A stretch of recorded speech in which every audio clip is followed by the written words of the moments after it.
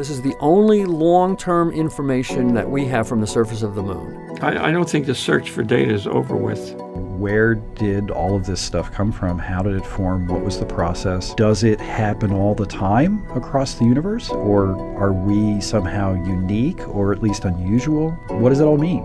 I'm Katie Atkinson, and this is NASA Explorers, Apollo, where we tell stories about our moon and the people who explore it. Tape recorder's running, right? Tape recorder's running. 50 years ago, NASA's Apollo program brought humans further into space than we'd ever gone before. On July 20th, 1969, astronauts Neil Armstrong and Buzz Aldrin trekked the surface of the moon for 2.5 hours.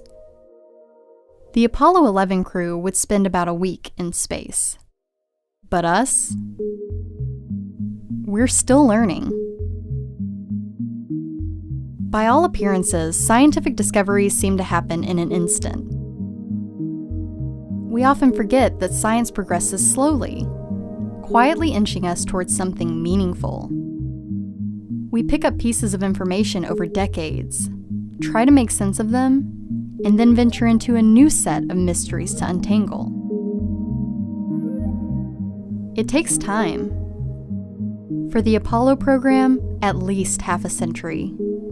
And we're not done yet. The moon still has plenty of unanswered questions for us. Prepare it for liftoff. T-minus 1 minute, 35 seconds on the Apollo mission, the flight to land of the first men on the moon. All indications coming in to the control center at this time indicate we are go. 1 minute, 25 seconds and counting. Our status... During NASA's Apollo program, 6 crews of astronauts landed on the moon. During those visits, the astronauts set up what were called lunar surface experiment packages. There were heat flow experiments, solar wind spectrometers, ion detectors, instruments that studied the moon inside and out. These scientific experiments gathered massive amounts of information and sent it back to Earth. But the thing about that data, a lot of it was misplaced. Dave Williams is on a mission to track it down. I work on a lot of the older Apollo data, which is really sort of incomplete. Unfortunately, towards the end of the Apollo program, a lot of the data were just archived away and weren't really looked at. And the other problem is that back in the 70s, the data were archived on things like microfilm, microfiche, that were really almost inaccessible. This is the only long-term information that we have from the surface of the moon, are these data. There's just nothing else. And so we decided if we really wanted to know about the moon, we were going to have to restore these data. Dave is a scientist at NASA's Goddard Space Flight Center in Greenbelt, Maryland. He's also a data detective. Dave's job is to find, digitize, and archive lost data from the Apollo era so they can be used by researchers for generations to come. Uncovering these data could help scientists make new discoveries about our moon, as we plan to send humans back by 2024. But tracking down the information is an incredible challenge. There wasn't a lot done with these data. So when we went back to them, we really had to kind of dust these things off. You know, a lot of those things you just can't figure out by looking at them. And so we had to go find old documentation. We had to try to find the principal investigators or the other scientists who worked on the experiments or technicians who built the experiments and find out from them how the things worked and how the data were returned and that sort of thing. When he began his search for data, Dave approached scientist Patrick Taylor to ask him and his colleagues what needed to be saved. Well, we looked at each other and we said, look, when they went out with that mission, each instrument, each program was very highly reviewed and vetted. They're all good. They're all important. You can't just rate them. That's Pat. He's a NASA scientist who thinks that every bit of data is an important piece of the puzzle. Dave's restoration of old heat flow data, for example, helped Pat make a new discovery about our moon. So while we didn't have a lot of data, we didn't find a lot of data. We found enough to confirm that the lunar surface underneath the surface was heating up instead of reaching equilibrium temperature. The restored data allowed Pat and his team to study the transfer of heat through the moon's surface and subsurface. They learned that the moon is a little bit more active than previously thought. When the Apollo astronauts trekked across the moon, their footprints disturbed the moon's surface, changing the way it absorbs and reflects light and heat. Knowing how heat moves through the moon helps us figure out how it formed, how it evolved, and what it's made of. So the heat flow tells us, is the moon dead, or is it alive? How much is it alive? What's the distribution of radioactive elements in the near surface? And our data showed that if you disturb the structure on the lunar megalith, you change its albedo, you'll change its thermal history. When we go back to the moon with robotic missions, the heat flow instrument has to be designed so as not to overly disturb the surrounding area where it's going into the hole. So in that regard, our work is important for future missions. And according to Pat, the hunt for data is far from finished. I don't think the search for data is over with. There's got to be more data out there. The moon has still got a lot of secrets it's keeping. To find those secrets, Dave and his team look for first-hand sources. The people who were there during the Apollo era, and can help shed some light on what was collected.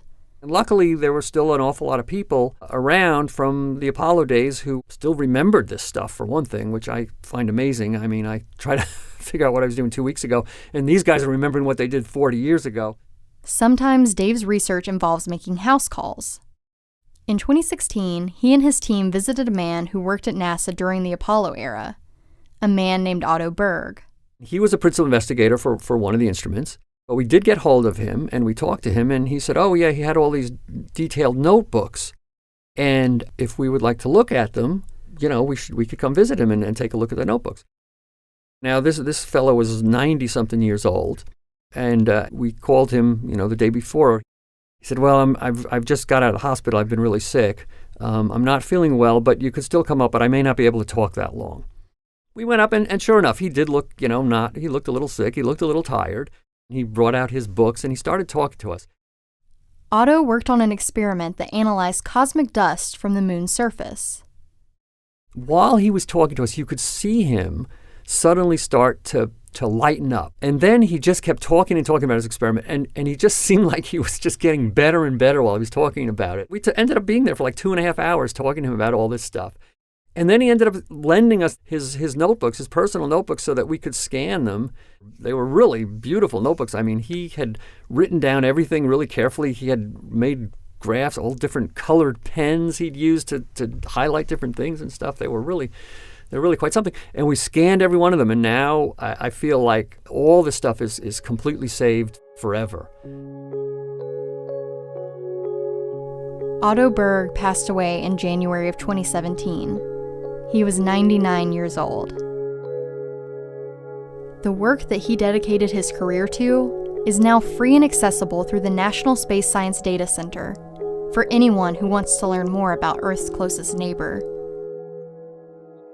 Thanks to Dave's team, current and future scientists can use information like this to paint a more detailed picture of the moon. Data from the Apollo era gives us a window to the past, as NASA plans to send astronauts back to the surface of the moon in the near future. Data collected with today's technology, combined with information preserved from the Apollo program, places us at the edge of new discoveries. In so many ways, this is really the golden age of understanding our solar system. There's all sorts of these amazing missions out there now that are returning data at rates and with instruments that we couldn't have even dreamed of 40 years ago.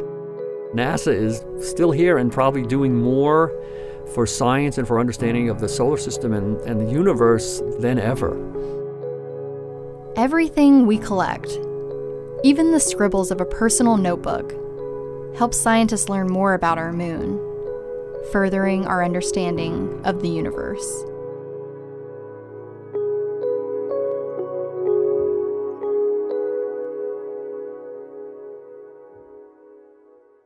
We asked you to help NASA tell the story of Apollo. Hundreds of people answered, from all over the world. Here's what Ketan from Sugarland, Texas remembers. My memory of the Apollo moon landing is probably going to be very different because I was not in the United States. I was a 5-year-old child in Mumbai, India in 1969. We did not have a television. We did not see the event live.